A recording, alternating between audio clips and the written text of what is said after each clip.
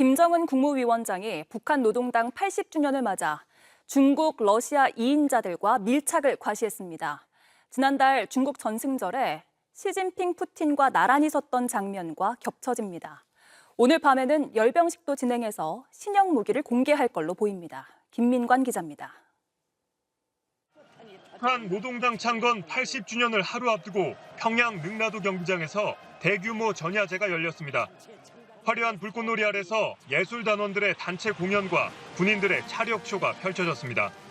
북한은 지난달 중국 전승절에서 보여준 북중러 밀착을 과시하듯 중국과 러시아의 2인자를 평양에 초청했습니다. 김 위원장은 리창 국무원 총리, 드미트리 메드베데프 국가안보회의 부의장, 베트남 서열 1위 또럼 서기장과 함께 행사장에 입장했습니다. 이어 미국을 제국주의 세력이라 칭하며 핵무장 정당성을 강조했습니다. 미제에 가중되는 핵전쟁 위협에 대처하여 경제 건설과 핵무력 건설을 병진시키면서 정치 군사적 압력에 굴복하지 않겠다며 초강경 대응도 예고했습니다. 적수국들이 흉포한 정치 군사적 압력 책동에 초강경으로 맞서 나가는 우리 당과 정부의 견결한 원칙성과 과감무쌍한 대응은 오늘 밤에는 대규모 열병식을 준비 중인데 정주년을 중시해온 만큼 전략무기가 총동원될 것으로 보입니다. 특히 지난달 개발 사실을 밝힌 신형 ICBM 화성 20형이 최초로 공개될 가능성이 높습니다. JTBC 김민관입니다. 북한이 어젯밤 노동당 창건 80주년 열병식을 열었습니다. 중국과 러시아의 2인자도 참석한 가운데 새 대륙간 탄도미사일 화성 20형도 공개했습니다. 유한울 기자입니다. 평양 시민들의 환호 속에 북한의 새 대륙간 탄도미사일 화성 20형이 김일성 광장을 가로지릅니다.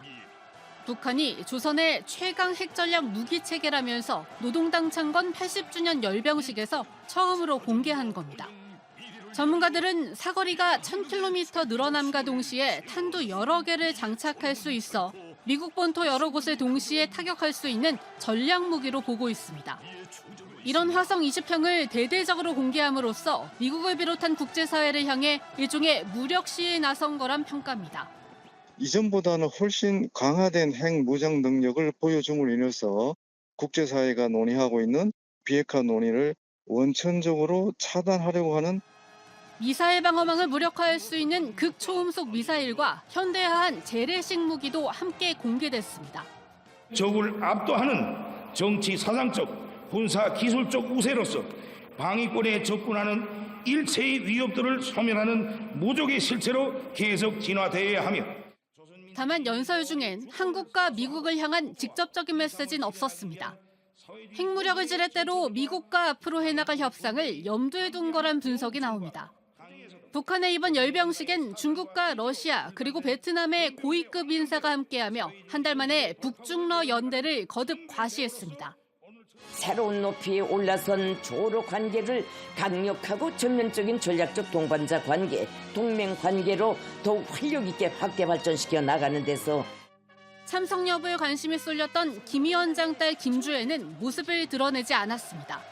JTBC 유한울입니다. 비핵화 문제인데 이게 굉장히 중요한 문제고 중국과도 연관돼 있고 또 러시아와도 연관돼 있고 북도 연관돼 있다고 봐야 되는데 얼마 전에 그 유엔 총회에서 한미일 외교부 장관들이 모여가지고 느닷없이 공동 성명을 통해서 북한 비핵화에 대북 공조한다 이걸 강조를 했어요.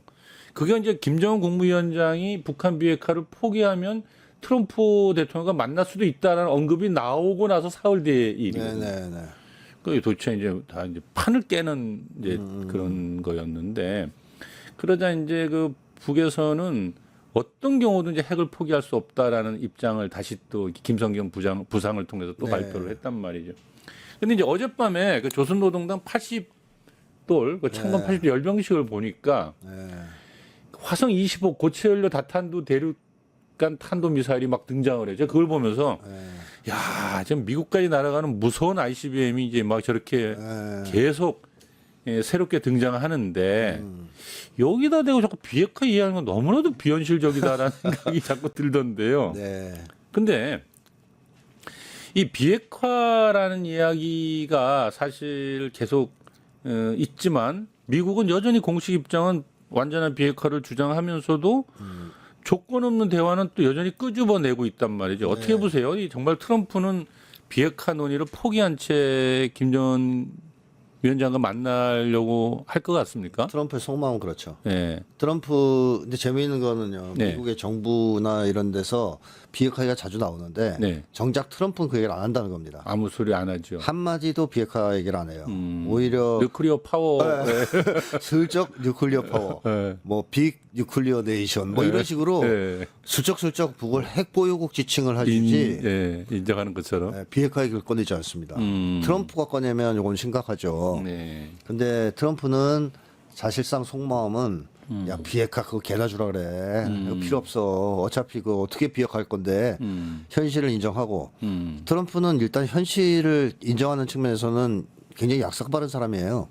장사꾼이니까. 장사꾼이고. 예. 그래서 북핵을 포기시킨다, 뭐 없애버린다는 것은 불가능하다는 걸 알고 있습니다. 따라서 트럼프는 이미 물 건너갔다고 생각할 거예요. 다만 미국의 대부분의 지배층들, 네오콘을 중심으로 한 이 세력들은 도저히 받아들일 수 없는 것이죠. 항복이니까. 그래서 불협화음이 전 나고 있다고 봐요. 예. 이게. 근데 트럼프는 어떻게든 그들을 제압하고 북미 정상회담을 성사시키려고 할 겁니다. 그러니까 비핵화하지 않고서. 그건 뭐 당연하죠. 비핵화를 내세우는 순간 대화는 불가능하니까. 그런데 최근에 이재명 대통령이 3단계 비핵화 해가지고 END 이니셔티브 해서 뭐 교류, 관계 정상화, 그리고 비핵화 뭐 이렇게 해서 이런 안을 내놓음으로써 북과의 대화 노력에 스스로 죄를 뿌리는 것 같은 기분이 들거든요. 그렇죠.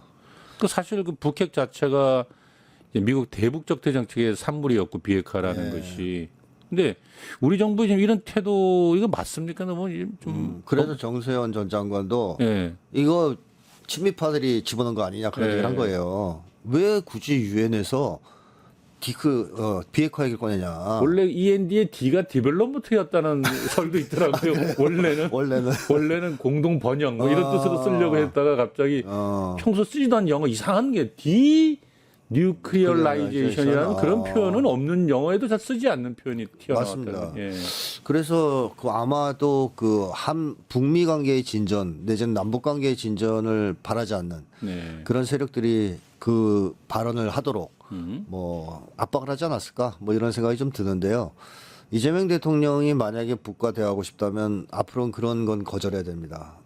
그런 요구 비핵화 요구를 하지 않아야 대화가 될 것이다. 그렇습니다. 일절 그 얘기 꺼내지 말아야 됩니다.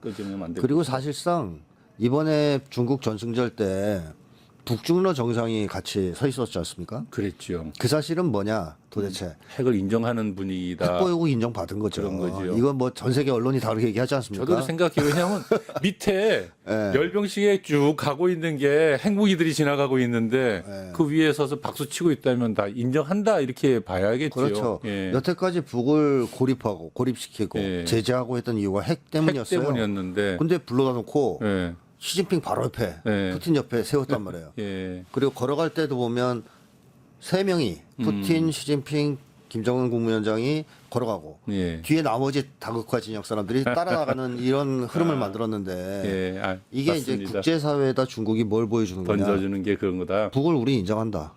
핵보유국으로. 따라서 다국화 진영에서 핵보유국이니까 선두권 국가고 중심 국가다. 나머지 뒤에 따라와.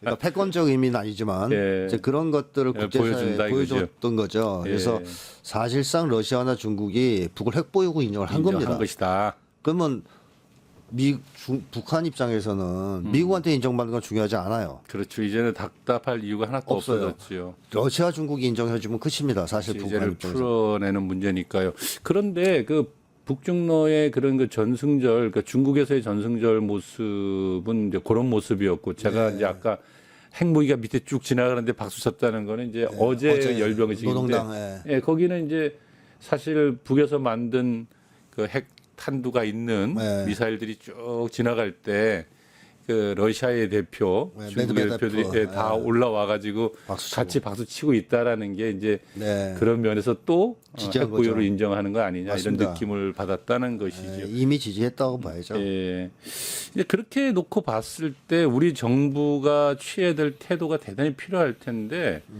근데 이제 보면 이제 위성락 대통령 국가안보실장이 얼마 전에 북한 비핵화는 결국 포기할 적도 없고 포기할 생각도 없다. 그리고 그것은 한국의 목표이자 한미일의 목표다. 뭐 이런 것을 막 이 채널A 대담에서 이야기를 하고 있어요. 그러자 이제 이게 우리 그 정동영 장관 발언하고 영 대비되는데 정동영 장관은 뭐라 그랬냐면 독일에서 이런 발언을 했어요. 북한은 미국 본토를 타격할 수 있는 3대 국가 중에 하나다. 그러니까 중국, 러시아, 북한을 얘기하는 것 같은데. 그래서 나는 지금 가끔 보면 현 정부의 관련이나 가장 현실 인식이 정확하구나 이렇게 생각이 들더라고요. 그러니까 정 장관은 이제 북한이 전략 국가임을 인정하고 여기서 출발해서 정책을 새로 짜야 된다 이걸 주장하는 그렇습니다. 것 같은데. 그럼 정 장관과 위성락 안보실장과 두 사람 다 우리나라 NSC에 있는 사람들인데 이게 전혀 좀 서로 다른 이야기를 하고 있지 않습니까? 근데 뭐 주도권은 위성락이 쥐고 있다고 합니다. 안보실장이 죽이고 있겠죠. 그러니까 위성락을 날려야 된다고 다들 얘기하겠습니까? 아, 위성락을 날려야지 답이 나온다. 그러니까 위성락은 사실 한국의 안보실장이 아니라 미국의 위성이에요. 제가 볼 때. 미국의 위성이다. 아 정말 오늘 거기까지 해야 될 것 같습니다. 미국의 위성이다. 위성락은 미국의 위성이다. 예. 아이고 우리 저 시간이 다 돼서 좀 더 재밌는 얘기를 훨씬 더 많이 하고 싶은데 오늘은 고가에 해야 될 것 같고요. 예, 마지막으로 이재명 정부의 성공을 위해서도 그렇고 또 우리 지금 현재의 정세의 다급함, 심각함을 봐서 그렇고 좀 덧붙일 말씀 한 말씀 해주시고 마치죠. 뭐 제전에 제가 그 얘기를 했던 것 같은데 트럼프가 북미회담을 전격적으로 할 가능성은 언제든지 열려 있어요. 언제든지 열려 있다. 네, 그렇기 때문에 제가 한국이 먼저 선수를 쳐야 한다고 계속 얘기하는 겁니다. 예. 트럼프가 먼저 북미회담을 전격적으로 하고 거기에 따라서 한국이 어쩔 수 없이 국가보안법 폐지하고 뭐 이렇게 하면서 남북관계 개선에 나선다. 이러면 그야말로 면이 안 서죠. 북의 입장에서 볼 때는 무시하게 되죠. 남한을.